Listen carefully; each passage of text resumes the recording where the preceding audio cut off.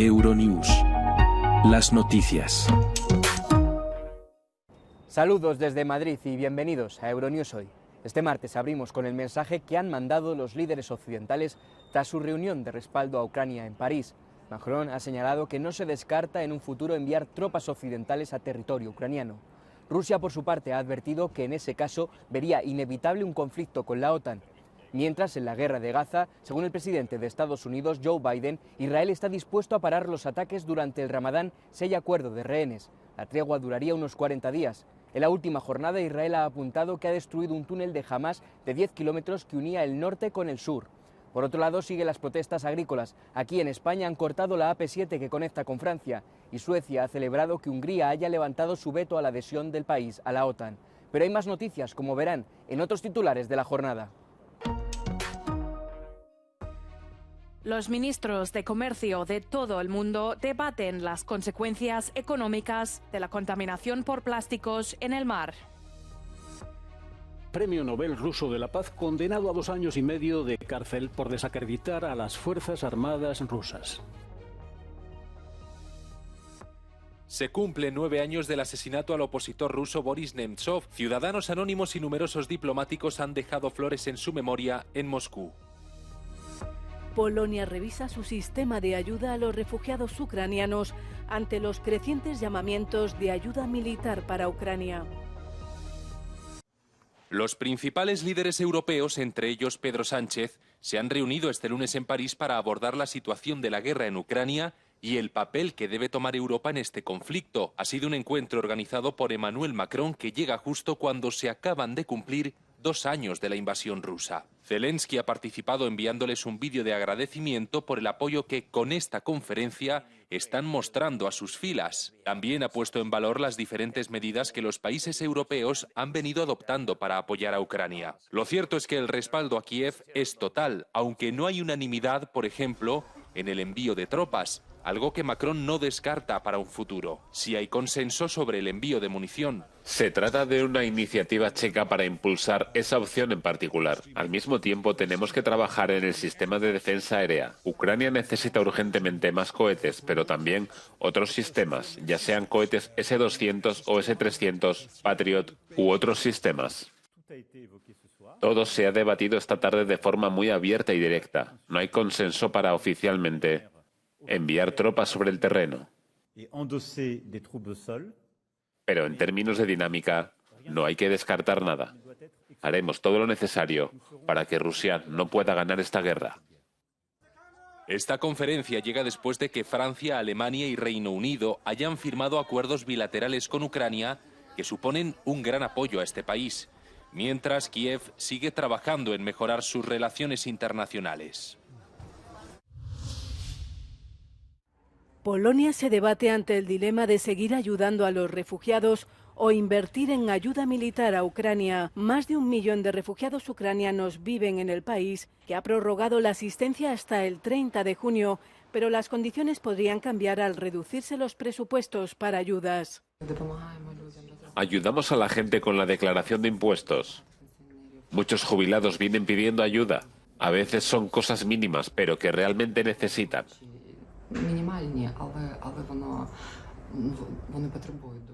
Creo que esta ayuda sigue siendo importante y debe mantenerse. La guerra no ha acabado, ni siquiera está medio acabada.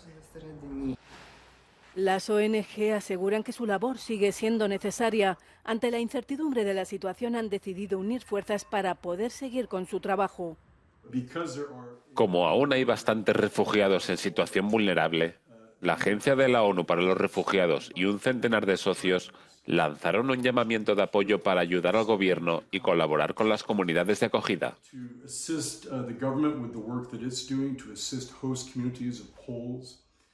Son más de 1 millón de refugiados los que permanecen ahora en Polonia.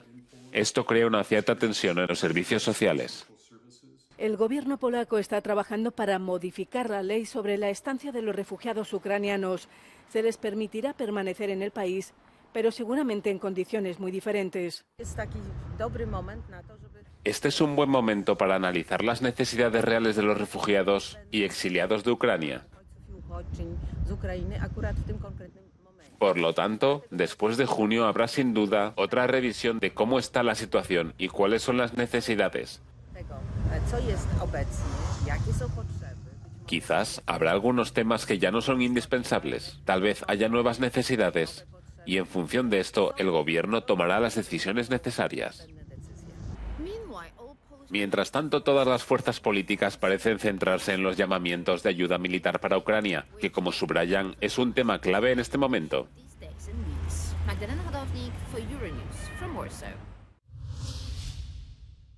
El Parlamento húngaro aprueba la adhesión de Suecia a la OTAN y Estocolmo expresa su satisfacción. La luz verde llega tras 19 meses de bloqueos por parte de Hungría, que deja vía libre a la adhesión sueca a una OTAN fortificada frente a Rusia. La organización militar sumará 32 miembros. El ingreso de Estocolmo aportará un ejército muy sofisticado y el control del mar Báltico. Se trata de un momento histórico, según declaró el primer ministro sueco. Suecia deja atrás 200 años de neutralidad y de no alineación. Es un gran paso. Debemos tomarlo en serio. Jens Stoltenberg, secretario general saliente de la OTAN, dijo que la medida vuelve a la alianza más fuerte y segura. Suecia aporta fuerzas muy capaces, una industria de defensa de primera clase, y Suecia gasta el 2% del PIB en defensa. También demuestra que la puerta de la OTAN está abierta y que el presidente Putin no tuvo éxito en su intento de cerrar la puerta de la OTAN. Tras Finlandia, Suecia protagoniza otra expansión histórica motivada por la amenaza rusa, lo que en Estocolmo despierta sentimientos encontrados. Ya era hora, por fin. Es el camino correcto para nosotros. Creo que en esta nueva era es mejor formar parte de una alianza que ser independiente y neutral. No estoy segura de si quiero que nos unamos también a la OTAN y qué efecto tendrá sobre Suecia. Porque siempre hemos sido un país neutral. Los elementos finales del protocolo sobre la membresía de Suecia en la OTAN deberían estar listos en las próximas semanas. Premio Nobel ruso de la Paz condenado a 2 años y medio de cárcel. Oleg Orlov, de 70 años, líder de la ONG Memorial, que ganó conjuntamente el Premio Nobel de la Paz en 2022, ha sido condenado por desacreditar a las Fuerzas Armadas del país. Un año después de que Memorial fuera prohibido y disuelto en Rusia, Orlov ha sido declarado culpable de denigrar a los militares en un artículo publicado en el medio digital francés Mediapart. El artículo del veterano defensor de los derechos humanos en Rusia también criticaba la guerra en Ucrania. Flores en recuerdo del opositor ruso asesinado hace 9 años, Boris Nemtsov. Ciudadanos anónimos o miembros de diferentes cuerpos diplomáticos, como la embajadora de Estados Unidos en Rusia, las han dejado en el puente donde fue asesinado a tiros, muy cerca del Kremlin. Era una de las voces más críticas con Vladimir Putin. Hay 5 condenados a 20 años de prisión por su muerte, todos ellos ciudadanos de origen checheno. Su caso recuerda al de Alexei Navalny y otras personas contrarias a Putin que han sido asesinadas. Los simpatizantes de Boris Nemtsov acusan directamente a Putin de cometer este crimen. Hoy le recuerdan con el deseo de que se haga justicia. Israel dice haber destruido un túnel de Hamás de 10 kilómetros que conectaba Gaza de norte a sur. Las fuerzas de defensa israelíes dijeron haber localizado el túnel subterráneo bajo la ciudad de Gaza y aseguran que conecta varios puntos de la franja, bajo un destacado hospital y una universidad. El ejército israelí dice haber logrado el control operativo de las bocas de los túneles antes de destruir gran parte de la red. Mientras, la Sociedad de la Media Luna Roja Palestina ha evacuado a 24 personas del hospital Al-Amal, cercano a Han Yunis. Israel mantiene su posición sobre una inminente invasión de Rafah en busca de combatientes de Hamás. El ejército israelí ha presentado un plan para evacuar a la población de las áreas de combate, a pesar de los llamados internacionales para que cancele la operación. En el frente político, el primer ministro palestino, Mohamed Estayeh, dimitió el lunes junto con su gobierno en Cisjordania. El presidente Mahmoud Abbas ha aceptado su decisión. La renuncia de Stallé indica la voluntad del liderazgo palestino respaldado por Occidente de aceptar reformas, ya que quiere arrebatar el control de Gaza a su rival Hamás una vez que termine la guerra.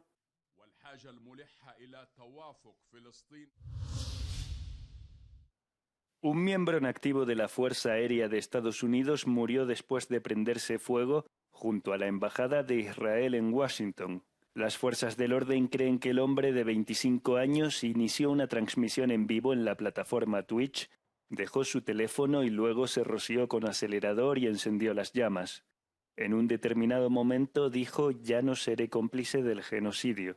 En un comunicado difundido este lunes, la Fuerza Aérea precisó que el hombre murió la noche del domingo a causa de las heridas.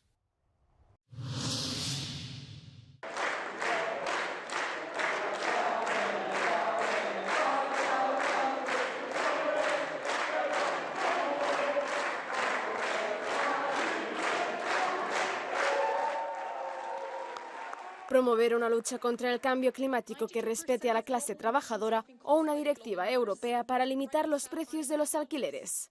Estas son algunas de las propuestas para las elecciones europeas que la izquierda europea ha adoptado en su asamblea este fin de semana en Eslovenia. El encuentro ha servido también para elegir a su candidato principal, el casi desconocido Walter Bayer. El político de 70 años se enfrenta al reto de intentar frenar a la extrema derecha. Creo que la principal área de confrontación con la extrema derecha son las políticas sociales. La extrema derecha saca provecho del miedo. Y la gente tiene miedo. Mucha gente tiene miedo al futuro. Y la política tradicional no lo aborda. Las posibilidades de Bayer de acceder a la Comisión Europea son bajas y no concurrirá con ninguna lista nacional, por lo que no será eurodiputado tras las elecciones. El encuentro de la izquierda europea en Ljubljana ha sido, a diferencia de lo sucedido en el resto de partidos políticos europeos, en gran parte a puerta cerrada. Además, ha servido para constatar la división entre las diferentes formaciones de su espectro político. El espacio de izquierda se presentará a las elecciones europeas con dos plataformas distintas, pero con muchas similitudes. La izquierda europea, que es la única constituida como partido, y Now the People, de la que forman parte la Francia Insumisa o el partido español Podemos. Además, en los últimos meses, la izquierda ha visto cómo varias escisiones podrían reducir aún más su número de escaños. Es el caso de la coalición española Sumar, que podría acabar integrándose en el grupo de los Verdes. Esto es lo que piensa la ex eurodiputada de la izquierda, Sira Rego. Habrá que ver también cómo queda finalmente el resultado. Sin un resultado claro, pues tampoco podemos adelantar el debate. Lógicamente, tiene que haber una voluntad por parte de los grupos, de las delegaciones, de los grupos políticos que se presentan a las elecciones de ingresar en el grupo de la izquierda europea. En Alemania, una escisión de Die Linke, la alianza Sarah Wagenknecht, podría adelantar al partido en número de votos. La propuesta de la ex representante de Die Linke une políticas de la izquierda tradicional junto con una visión restrictiva de la migración.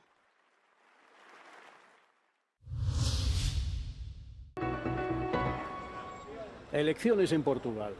Este domingo comenzó la campaña que durará 2 semanas para las elecciones generales anticipadas del 10 de marzo. Las últimas encuestas dan ventaja a la coalición de centro-derecha encabezada por el líder del Partido Socialdemócrata, Luís Montenegro. En segundo lugar se mantiene el Partido Socialista con Pedro Nuno Santos como candidato que hasta enero era ministro de Infraestructuras y Vivienda. Las elecciones se celebran por la caída del gobierno socialista en noviembre pasado tras una investigación sobre corrupción. En tercer lugar, según las mismas encuestas, la extrema derecha de André Ventura, que viene ganando votos en los últimos sondeos, con la previsión de que seguirá aumentando en intención. Los portugueses irán a las urnas para decidir quién gobernará el país a 15 días del 50 aniversario de la Revolución de los Claveles, que puso fin a una larga dictadura.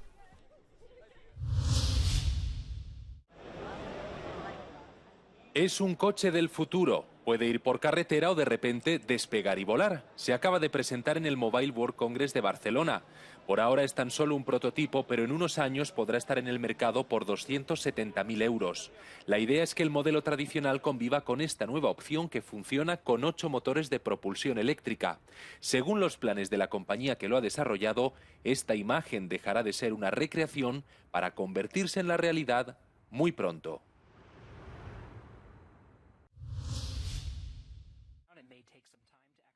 Es la nave Odysseus, la primera privada que ha aterrizado en la Luna. Este martes pondrá fin a la misión.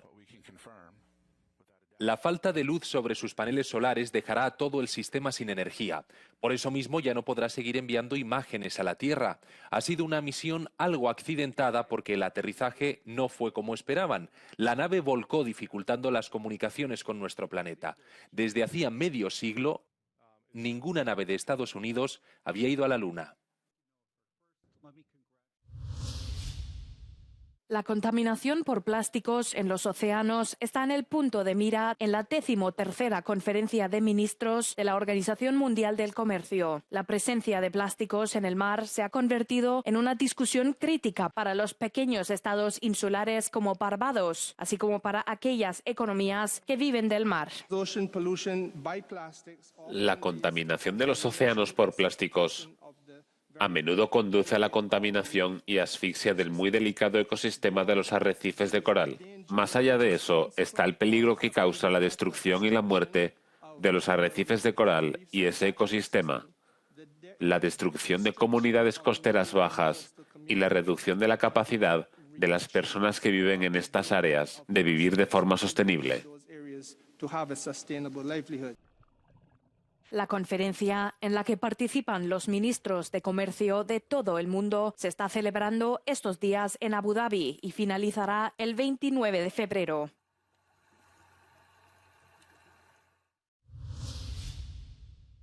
Se cumple un año del trágico naufragio en el que murieron 94 migrantes, entre ellos 35 menores, a solo unos metros de la costa sur de Italia.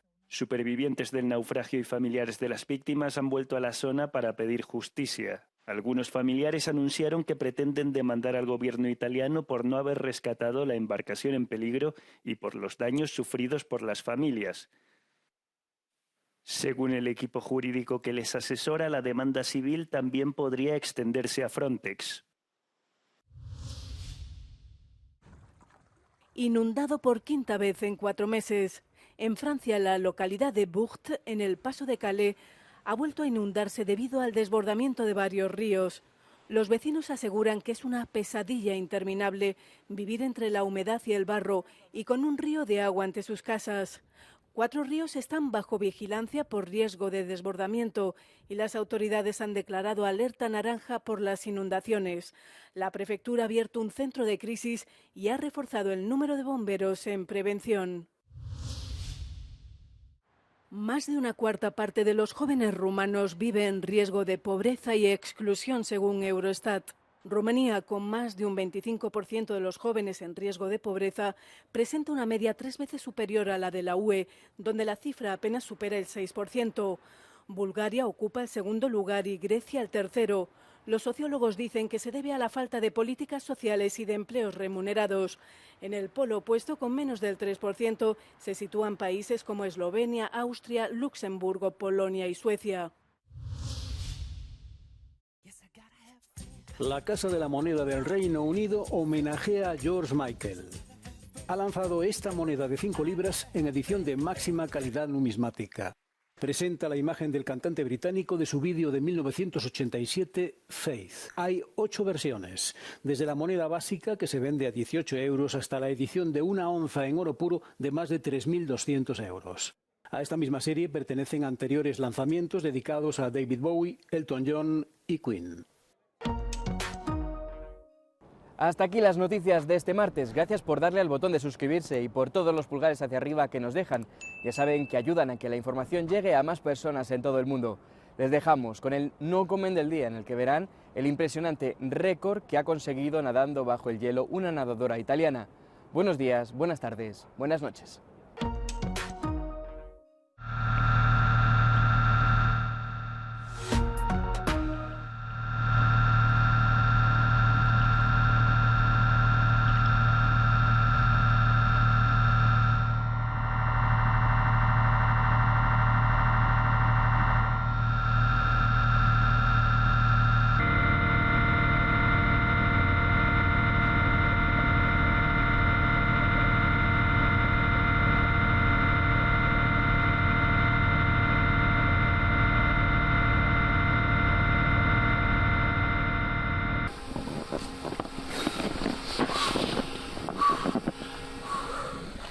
Don't